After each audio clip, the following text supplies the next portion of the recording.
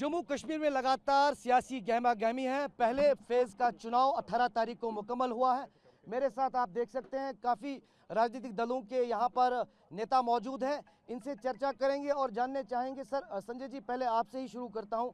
कश्मीरी पंडितों के काफ़ी मुद्दे रहे हैं, इस बार चुनाव हो रहे हैं, आप खुद भी लड़ रहे हैं, तो पहले हमें बताइए कि मुख्य मुद्दे क्या क्या है और आप लोगों के बीच जाते हैं तो रिस्पॉन्स कैसा मिल रहा है आपको?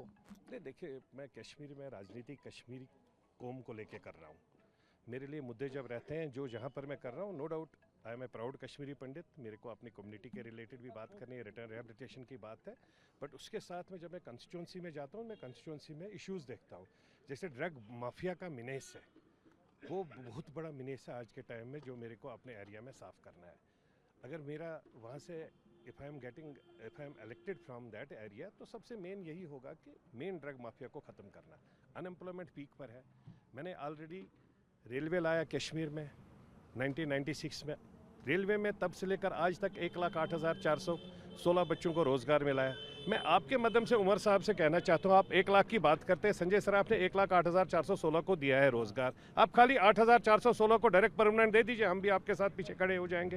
ये झूठ जो बोल रहे हैं लोगों को, एक साइड से बोल रहे हैं कि मेरे को पीएसओ अगर चाहिए तो पीएसओ के लिए मेरे को एलजी साहब के पास जाना पड़ेगा। जब पीएसओ के लिए एलजी के पास जाना पड़ेगा तो फिर भाई क्यों इलेक्शन लड़ रहा है फिर? अच्छा उमर साहब, आप बताइए, एनसी कांग्रेस का अलायंस है, आपके मैनिफेस्टो में नेशनल कॉन्फ्रेंस के 370-35 से है, लेकिन हम लोगों के बीच गए, पहला फेज था या कैंपेनिंग के दौरान, तो बेसिक मुद्दों पर ज़्यादा बात नहीं हो रही। आपको नहीं लगता ये विधानसभा के चुनाव है तो बेसिक मुद्दे ज़्यादा होते तो वो अच्छा रहता? इस बार जब आप लोगों के बीच में आपने साउथ कश्मीर भी गए, नॉर्थ भी गए, सेंट्रल भी गए, लेकिन 10 साल के इस भयानक कार्यकाल को लेके जमहूरियत कहीं नहीं था, गला काट दिया गया था जमहूरियत का।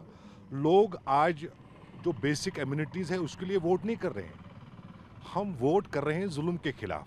ये लोग बता रहे हैं नया कश्मीर, हमें पुराना कश्मीर चाहिए। हमारे जो कश्मीरी पंडित भाई हैं जितने भी हैं, हम उनको दिल से स्वागत करते हैं। कश्मीर अधूरा है तब तक जब तक ये लोग वापस तो ना आए। आपके नेता माफी मांगेंगे, हम आपके नेता कश्मीरी पंडित कम्युनिटी से माफी मांगेंगे। मुझे कंप्लीट करने दीजिए। देखिए संजय जी हर समय पे ये उंगलियां उठा रहे हैं, लेकिन 10 साल बेसिक मुद्दों 10 साल में जितना संजय जी लड़े उतना कांग्रेस भी लड़े, उतना नेशनल कॉन्फ्रेंस रिहेबिलिटेट नहीं हो। लेकिन मैं वही आपको बता रहा हूँ, नन्ना जी ने बड़े जोर शोर से कहा कि जितना रिहेबिलिटेट हमने होना था वो कांग्रेस के दौर में हुआ, आज तो नहीं हो रहा है। तो नया कश्मीर में अगर नया है सारा, तो इनको क्या दिक्कत है यहाँ अपने इस स्वर्ग में लाने के लिए? मतलब कोई दिक्कत है ही नहीं, मुझे नहीं लग रहा है। आज आप बोल रहे हैं कि नया कश्मीर, आप सड़क पे डिबेट कर रहे हैं, तो इनको क्या दिक्कत है लाने के लिए? तो ऐसा कश्मीरी पंडितों के मुद्दे से हटकर अगर आपसे सवाल पूछूं तो आप ये बताएं कि कांग्रेस पे भी लगातार काफ़ी आरोप लग रहे हैं और साख्त जो है कांग्रेस की खासतौर पर वो घाटी में भी स्टेक पर है। ऐसा क्यों हुआ? क्योंकि कश्मीर घाटी में आपकी भी सरकारें रहीं, तो लोग, आपको क्या लगता है कि इस बार भरोसा करेंगे? डेफिनेटली करेंगे। देखिए, आप लोगों ने जो पिछले 10 साल से देखा हो क्या आ रहा है, हर कोई चीज़ उनसे छिनती जा रही है। यहाँ एक साइलेंस का माहौल है, यहाँ बात नहीं करने देते थे। आप जो आप आज देख रहे हैं ये सब चीज़ें, ये सारी टेम्परेरी है। सो पीपल आर वोटिंग, लोग हमारी अलायंस के लिए वोट करेंगे। आप रिजल्ट के दिन देखेंगे लोगों का मैंडेट किन के पास होगा। और हमने लोकल मुद्दों की बात कर रहे हैं, हम कह रहे हैं कि चावल जो 5 किलो मिल रहा है उसको हम 11 किलो कर देंगे। मोदी जी ने घटा के 3 किलो पे 4-5 किलो पे पहुंचा दिया है। अब आप देखिए, कॉमन मैन की बात नहीं है, हम जॉब्स की बात कर रहे हैं। हम यूथ को इन्वॉल्व करेंगे, उनको जॉब्स देंगे, उनके लिए MSME में उनके लिए ज़राए खोलेंगे। तो ये सब चीज़ें कॉमन मुद्दे नहीं है आपके पास, लेकिन आज हमारे पास स्टेट नहीं है, वो एक बड़ा मुद्दा है। लोग उसके लिए भी वोट कर रहे हैं। और जो बीजेपी ने साइलेंस का माहौल खड़ा किया था यहाँ पे, उसके अगेंस्ट लोग वोट। देखिए, बिल्कुल मैडम, आपसे पूछूं, लगातार नेशनल कॉन्फ्रेंस कांग्रेस भी यही दावे करे कि हम विकास के लिए काम करेंगे, आम लोगों के लिए काम करेंगे। ये भी सवाल उठ रहा है कि इतने वर्षों में इनकी सरकारें रहीं तब क्यों नहीं हो पाया? तो आपको लगता है कि कल जो प्रधानमंत्री ने यहाँ जलसा किया उसमें उन्होंने काफ़ी वेलफेयर स्कीम्स की बात की, तो आपको लगता है कि लोग उस पर भरोसा करेंगे? देखिए, ये तो उसी दिन पता चलेगा जब जनता का फैसला जिस दिन चुनाव का नतीजा आएगा, क्योंकि हमारे कश्मीरियों में कहावत है ना, देव सुन छालुन चुनेरन ईज दो नोन, तो वो वैसे ही उसी दिन पता चलेगा कि आवाम किसको लाती है, आवाम को कौन पसंद है, आवाम इस बार किस पे भरोसा करेगी। तो ये इस बात का जवाब है कि ये उस दिन पता चलेगा। काफी ऑल्टरनेटिव। दूसरा जो वेलफेयर स्कीमों की बात करते हैं, कागजों में तो बहुत कुछ वेलफेयर स्कीमें हैं। अभी आप देखें ना, आयुष्मान भारत कार्ड क्यों बंद हुआ फिर से? अब 70 की एज का लिमिट रख दिया ना उसमें। पहले क्योंकि बिल ही नहीं चला गया, बिल ही नहीं मिला हॉस्पिटल्स को। तो वैसे ही बहुत सारे है पूरे। आपके साथ वादे पूरे हुए कश्मीरी भाजपा सरकार में? कोई वादा हमारे साथ किसी मतलब जो भी सियासी जमातें, किसी ने वादे पूरे नहीं किए। 75 साल में किसने हमारे वादे पूरे किए आज तक? कश्मीरी को पंडित कौम ने आज तक जो भी किया अपने दम पे, अब खड़े होके स्ट्रगल करके खड़े होके हमने जो भी कुछ लिया अपने दम पे लिया। ना जी, ये बताइए कि देखिए वादे तो लगातार चुनाव में हो रहे हैं, आपको लगता है कि जम्मू कश्मीर को एक पॉलिटिकल ऑल्टरनेटिव की जरूरत है, वो भी तब जब इस बार काफी इंडिपेंडेंट फील्ड में है? बिल्कुल बिल्कुल। यहाँ पर जो बीजेपी ने जो काम किया है, मैं ठीक है काम किया है, लेकिन कश्मीरी पंडित के लिए कुछ नहीं किया है। मैंने पहले भी कह चुका, कांग्रेस गवर्नमेंट थी, मनमोहन सिंह की गवर्नमेंट थी, जिन्होंने हमें जगती टाउनशिप बना के दिया। चाहे 1 रूम 10 सेट था, क्या था, चलो हम उसमें बस गए। लेकिन मोदी जी ने हमें 10 साल रगड़ाया कश्मीरी पंडितों को, बोला कि आज कल। अब कल अगर प्राइम मिनिस्टर साहब आए हैं, मोदी जी मैं आपके माध्यम से कहना चाहता, क्या कश्मीरी पंडित आपको याद नहीं है? क्या कश्मीरी पंडितों को आपको रिहैबिलिटेट नहीं करना है? तभी तो मैं कहता हूँ, हम कोई दूसरे मुल्क से हम कहेंगे कि हमें गोद लीजिए, अमेरिका से, ऑस्ट्रेलिया से हम कहेंगे कश्मीरी पंडितों को गोद लीजिए, वो तैयार होंगे। अगर गवर्नमेंट ये फेलर गवर्नमेंट है, बीजेपी फेलर गवर्नमेंट है ये, क्योंकि रिहैबिलिटेट कश्मीरी पंडितों ने नहीं हूँ मैं इसके साथ में नहीं हूँ। I love my country, I have lot of love, respect and regard for my country. हमारा देश है, हमारा मुल्क है, हम अपने मुल्क से अपना हक लेंगे। बाकी हम दूसरे डेम्बी जी का अपना पर्सनल आपका क्या ओपिनियन है? आपका क्या ओपिनियन है? काफी वादे हैं, मैनिफेस्टो ग्राउंड में है, आपको लगता है कि एक बार पॉलिटिकल ऑल्टरनेटिव होना चाहिए जम्मू कश्मीर? देखिए सब जो भी आपने पॉलिटिकल वे में देखा, हमारे कश्मीरी पंडितों के लिए मेरे ख्याल से कुछ नहीं है, माइनस। एक तो जीरो, तो -0 मैं कहता हूँ। आप कैसे करेंगे? आप कैसे करेंगे? देखिए, जिस तरीके से कश्मीरी पंडितों का मामला जो है, इस पे अच्छे से चर्चाओं जो करना था वो प्रेजेंट जो गवर्नमेंट है उन्होंने किया है।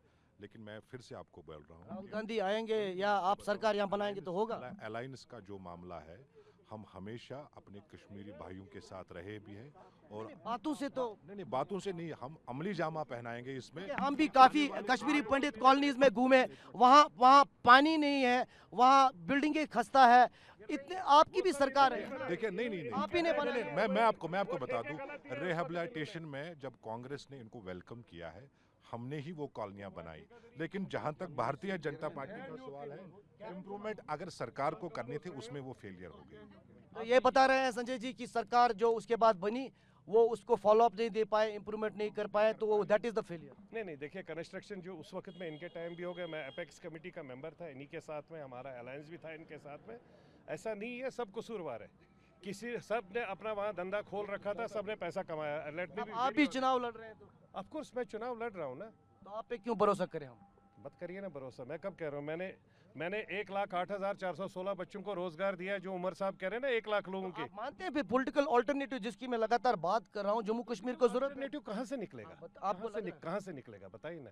पॉलिटिकल अल्टरनेटिव रशीद लड़ रहे हैं अभी अवामी इत्तेहाद पार्टी। यार पॉलिटिकल अल्टरनेटिव हम में से ही निकलेगा ना, चाहे वो कांग्रेस हो, नेशनल कॉन्फ्रेंस। इनको तो कांग्रेस और इनका जो आपस में गठबंधन, इनको ये नहीं पता है कि भाजपा और एनसी का गठबंधन ऑलरेडी हो चुका है। हो गया, आप बता रहे हैं। हो चुका होगा, तभी तो डॉक्टर फारूक साहब को आप करेंगे कितना रिलीफ मिला हम है। तो कांग्रेस आप एक मुतबादल है बीजेपी का, बीजेपी के साथ let हमारा तो सवाल ही नहीं है। let me complete। देखिए, अगर डॉक्टर फारूक साहब को JKCA में ओपन रिलीफ मिला, क्यों मिला भाई? अगर एक सेकंड, मैं जुडिशरी पर उंगली नहीं उठा रहा हूं। देखिए, मैं JKCA का खुद मेंबर भी रहा हूं, मैं खुलकर बता रहा हूं, we are all signatory there.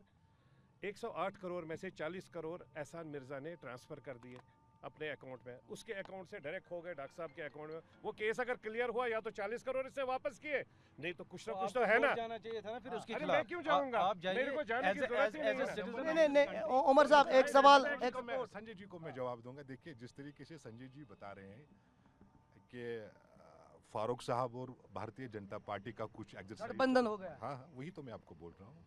लेकिन संजय जी जो बात अब कर रहे हैं पब्लिक के बीच में, ये एक क्वेश्चन मार्क है। इसने आपको लग रहा है फिगर्स आएंगी, आप खुद सरकार मैं पहले क्लियर करूंगा। इंजीनियर रशीद पे इसने बात नहीं की। इसने क्यों नहीं इंजीनियर रशीद पे बात की? पहली बात, अगर ये सभी जगह बोल रहे हैं कि मैं फलानी जगह पे भी मेंबर रहा, मैं फिस्तानी जगह पे भी मेंबर रहा, मैं भारत सरकार में भी रहा, मैं मिनिस्टर में भी रहा, इसको सारा कुछ पता है, तो ओपन करके लोगों को अवेयर कर लीजिए ना संजय जी। जवाब देता हूँ। इंजीनियर रशीद की जहाँ पर बात है, इंजीनियर रशीद को वैसे ही रिलीज किया गया जैसे केजरीवाल को रिलीज किया गया। ऑनरेबल सुप्रीम कोर्ट या हाई कोर्ट के पॉलिटिकल ऑल्टरनेटिव क्यों नहीं मानते किसको? अवामी इत्तेहाद मेरे मानने ना मानने से क्या है? देश की, हमारे कश्मीर की आप जनता- आप जम्मू समझते हैं कश्मीर की जनता। यहाँ पे आप कोर्ट पे भरोसा करते नहीं, हैं, नहीं। मगर वहाँ पे आप कोर्ट पे नहीं, भरोसा मैं नहीं कोर्ट करते। पर भरोसा नहीं कर रहा। मैं कहता हूँ एक सवाल लेता हूँ, आपको लगता है मैडम इंजीनियर रशीद एक पॉलिटिकल ऑल्टरनेटिव जम्मू कश्मीर के हैं? तो जनता डिसाइड करेगी ना, मैंने कहा वो जनता डिसाइड करेगी। जनता तो डिसाइड करेगी, लेकिन आपका क्या? फैसला, जब फैसला आएगा वो उन्हीं लोग ही फैसला करेंगे कि उनको इंजीनियर रशीद एक्सेप्ट है कि नहीं है। नाना जी देखिए, आपने बताया, सारे लोग बता रहे हैं कि बीती जो सरकारें रहीं उन्होंने कुछ काम नहीं किया कश्मीरी पंडितों के लिए खास तौर पर।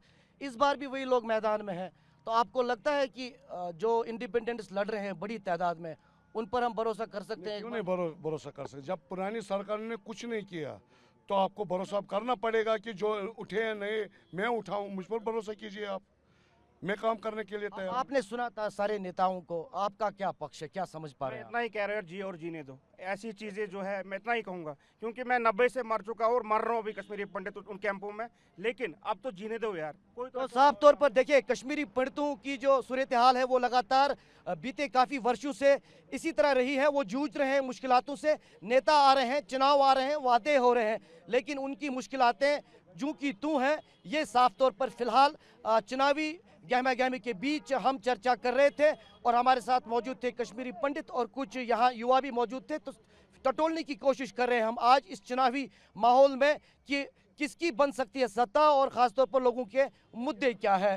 कैमरा पर्सन सैयद मुर्तज़ा के साथ इरफान कुरैशी, TV9 भारतवर्ष, श्रीनगर।